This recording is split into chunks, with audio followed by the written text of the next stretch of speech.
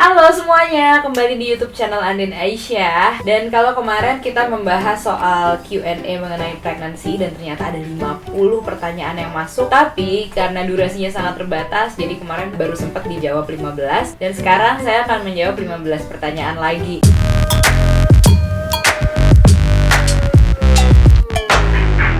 Pertanyaannya seru-seru banget karena buat saya ini adalah pengalaman hamil yang pertama juga. Jadi kita sama-sama belajar, baru tahu juga. Semoga video ini bisa menginspirasi dan bisa menjawab pertanyaan-pertanyaan kalian semua. So here we go.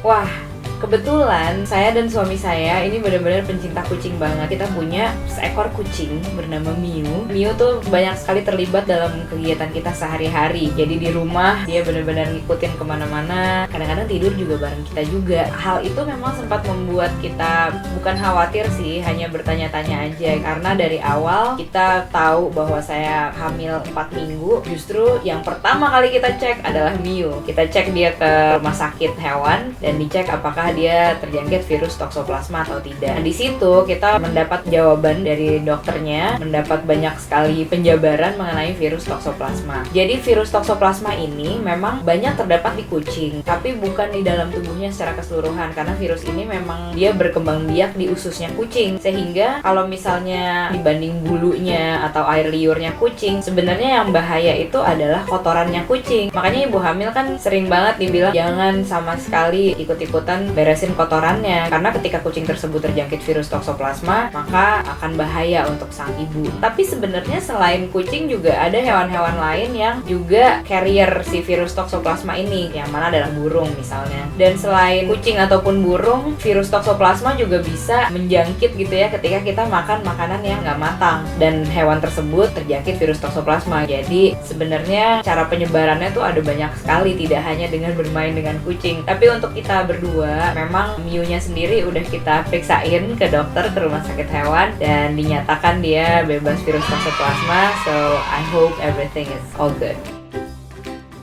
Wah, intinya gini, kalau buat saya pribadi ada dua hal yang memang harus dijalankan, dijaga keseimbangannya antara fisik dan mental. Tentunya dua-duanya ini saling terkait ketika hamil ini, apalagi jangan sampai juga fisik kita itu benar-benar tidak terlatih dan tidak kita beri makan gitu. Kalau untuk saya sebenarnya yang paling workout di saya adalah olahraga. Jadi dari sebelum hamil sebenarnya memang sudah punya kebiasaan untuk berolahraga, untuk menjaga asupan makanan, istirahat, sehingga ketika hamil adjustnya nggak terlalu susah. Tapi sebenarnya ada satu hal yang akhirnya saya pelajari seiring berjalannya waktu selama hamil ini, yaitu mental yang harus mendengarkan badan sendiri, kata-kata si bayi. Itu yang baru saya dapat sekarang ini. Kalau zaman dulu kan kayaknya agak ngoyo gitu ya, kepengen pokoknya gue harus olahraga hari ini, olahraga. Tapi kalau sekarang mungkin lebih banyak mendengarkan apa sih yang kita butuhkan, dan badan kita sendiri akan menjawabnya, atau bayi kita sendiri akan bisa memberi masukan. Kemudian secara mental, pikiran yang positif, mengelilingi diri kita sendiri dengan orang yang baik, yang tentunya bisa memberikan support buat kita, dukungan-dukungan positif ke kita sendiri. Alhamdulillahnya pernah.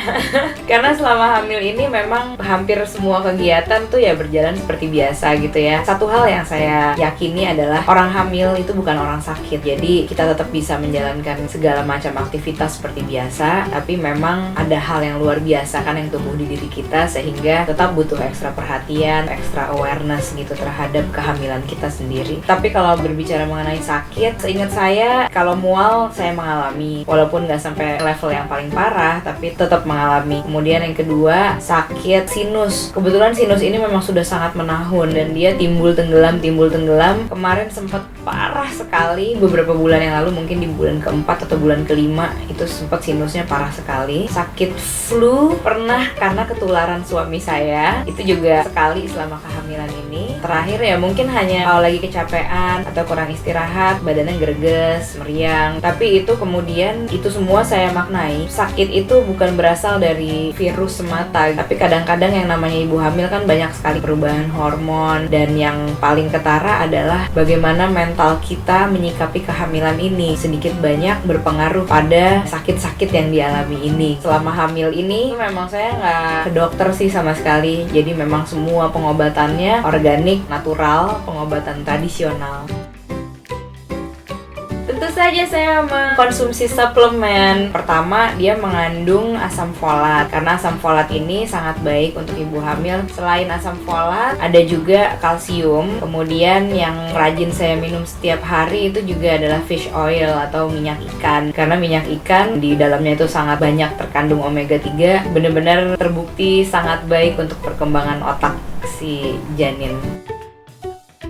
Kalau waktu awal-awal kehamilan baru di trimester pertama, itu olahraga yang banyak saya lakukan sebenarnya adalah jalan, jadi nggak lari ya. Kemudian olahraga kardio sendiri di rumah, terus pilates, yoga sedikit-sedikit. Pilatesnya kencang banget waktu itu. Kemudian masuk ke trimester kedua, saya lebih sering pilates yoga, lebih banyak yoganya, dan aquarobic. Kemudian masuk trimester ketiga ini, saya lebih senang dengan olahraga yang lebih internalized gitu, lebih ke yoga dan tai chi. Juga pilates, tapi tidak sesering waktu di trimester pertama maupun di trimester kedua. Sebenarnya ini jadwalnya sangat nggak tentu, karena saya tuh paling senang olahraga pagi. Kalau udah siang, sore itu udah hampir dipastikan saya nggak akan olahraga dalam sehari itu. Kadang-kadang kegiatannya udah harus standby pagi atau udah harus makeup pagi. Biasanya saya udah pasti nggak olahraga jadinya. Cuma kalau pagi-pagi ada waktu, sebisa mungkin saya sempatkan untuk berolahraga. Idealnya sih sebenarnya olahraga itu sekitar 3-4 kali seminggu. Yang bagus buat saya, kalau saya lihat bisa 4-5 kali seminggu. Tapi memang sangat disesuaikan olahraganya apa, mendengarkan apa kata tubuh, apa kata bayinya. Jadi kayak hari ini nih, saya kepengen banget olahraga kardio dari pagi. Ternyata badannya bilang kayaknya enakan ikutan yoga dan tai chi aja. Jadi saya mendengarkan badan saya, dan ternyata gitu, setelah tai chi badannya rasanya capek, enak, akhirnya saya tidur habis itu. Ternyata memang itu yang badan saya butuhkan. Jadi emang harus benar-benar pintar mendengarkan ke badan sendiri.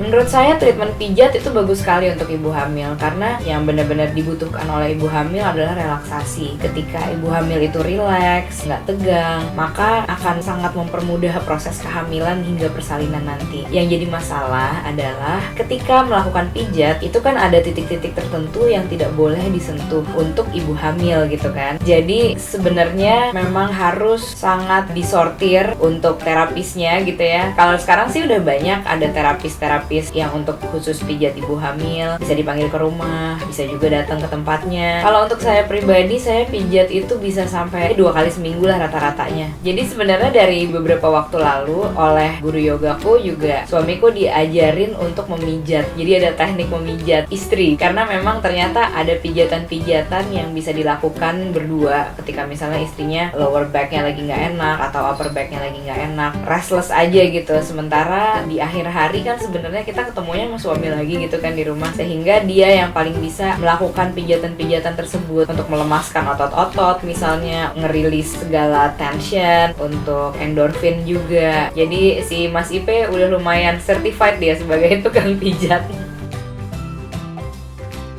Sebenarnya caranya tuh ada banyak sekali ya, termasuk salah satunya untuk dengan berolahraga, yoga ataupun pilates. Ada beberapa teknik juga yang memang itu wajib banget untuk dilakukan tiap hari sebenarnya, khususnya dari trimester kedua ke ketiga. Trimester ketiga kalau bisa semakin sering, sehari itu 2 kali, 3 kali melakukan teknik-teknik ini. Misalnya gerakan-gerakan yoga, downward dog, gerakan cow cat, teknik rebozo. Ada beberapa teknik lah pokoknya yang membuat kita terreduce gitu sakit pinggangnya. Cara kita berdiri, duduk, itu tuh juga sangat berpengaruh terhadap kualitas kita menjalankan sehari-harinya. Dan mungkin yang terakhir adalah pijat itu kali ya.